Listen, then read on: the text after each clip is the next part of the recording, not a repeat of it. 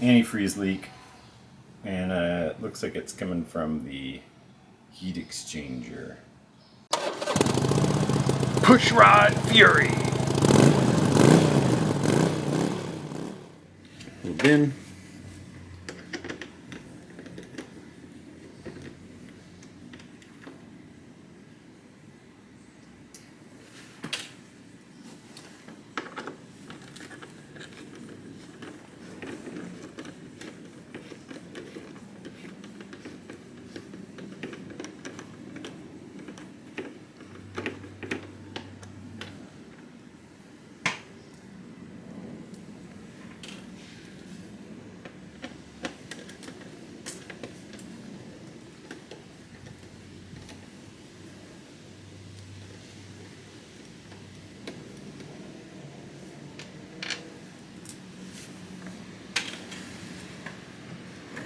So that's the turn signal connector there, and it slides onto a bracket. So this little guy slides onto a bracket. This is almost impossible to take on and off without you taking it off the bracket. And then you can see you've got to sort of lift on this tab here and separate it. Okay, that came apart. And we can slide the fairing out.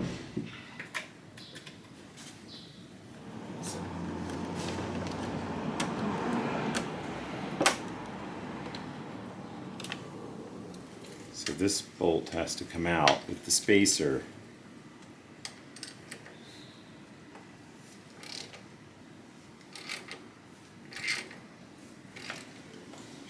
Yeah, it comes out at an angle like this. So you have to pull this way. If you pull that way, you snap it right off.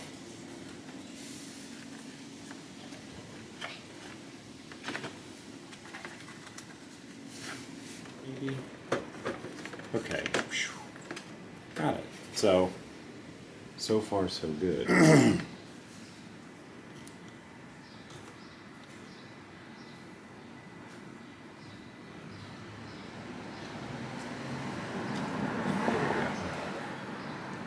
to push down pretty good on that cap to get it past the little safety stops. And then off it comes, I guess. Okay, debris, not debris, but like deposits on that seal. We'll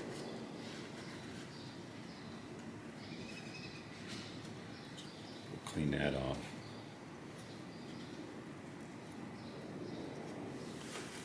You can see that little drain bolt that drains the antifreeze out of the head, and then you can also see that it's going to go all over the starter motor. I'm not a big fan of that. So let's see, if I do something like that, well, at least that'll get it part of the way.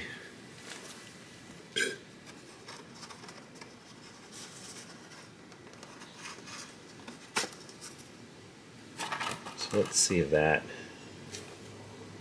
does the trick. There's off.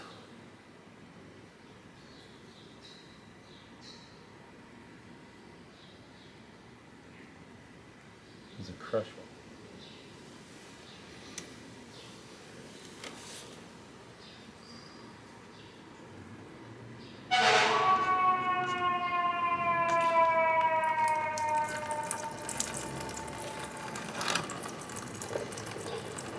There we go. I just don't want antifreeze all over my bike's bits and pieces.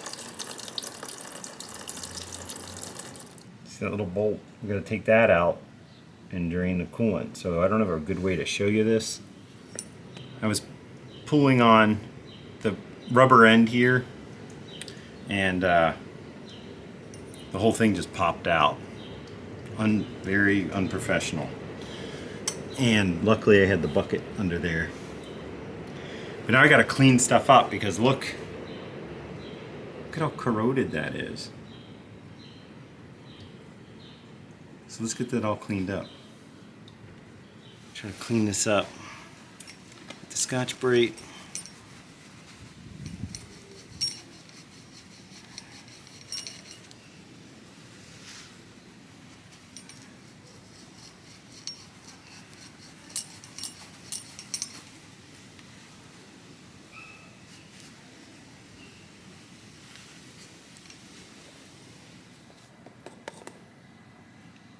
Gotta clean that hole out. That's what I'm gonna do. So I'd use an impact wrench to get my drain plug out. This is the funny thing. This is my oil filter wrench from my 1990 K75S, made in West Germany. Isn't that cool? But that is awesome. At least I got to recycle, that I saved it, right? That makes it 33 years old. You gotta get those screws out. Ooh, that works.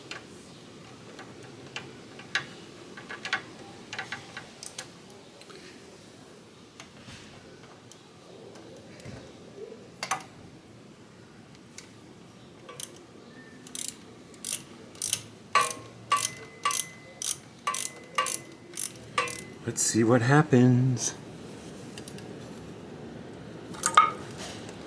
Yep. Look at that.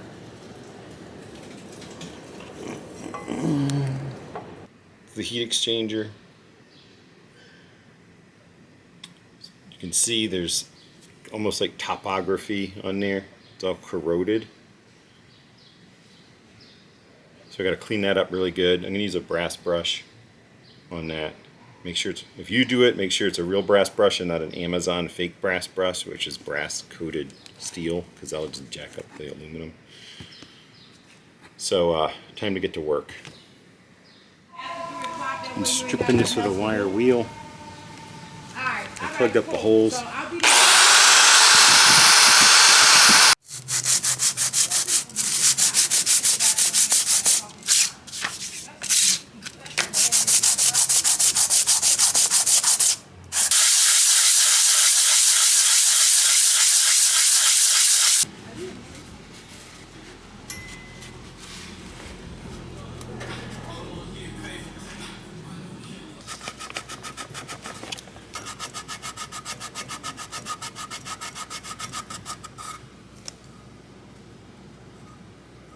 So put some red rubber grease, very light coat.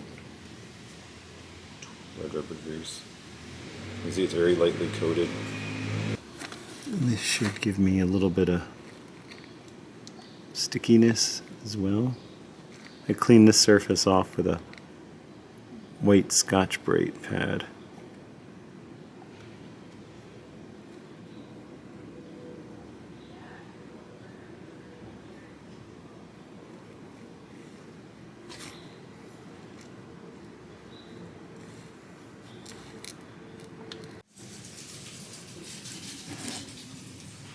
Okay, well there's my surface. It's not perfect. I filed it, sanded it with 60 grit, 100 grit, 120 grit, 200 grit, and then steel wool.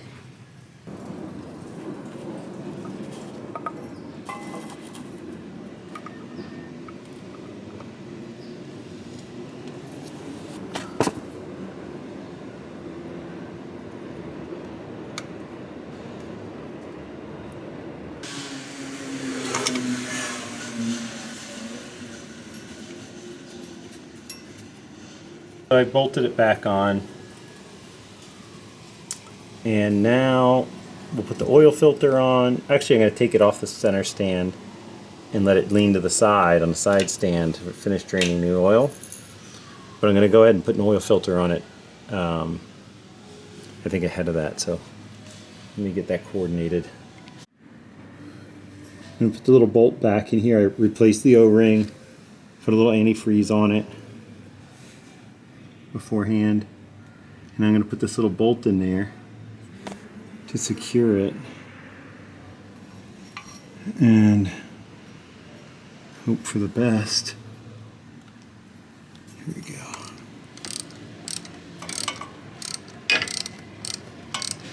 I'm going to put the clamps on this tube right here before I forget.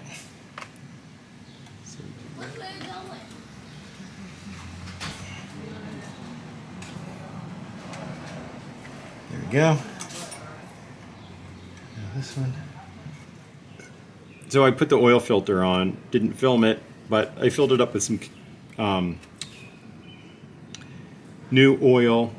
The cannon comes pre-oiled on the seal, but I still added some anyway, just in case. And now we'll go put the new crush washer and drain plug in. Get a new crush washer. This is the drain plug. Put that in there. We're going to find the torque specification for this. Alright, the oil capacity is about 3 liters on this bike. Let's see if we can do this cleanly.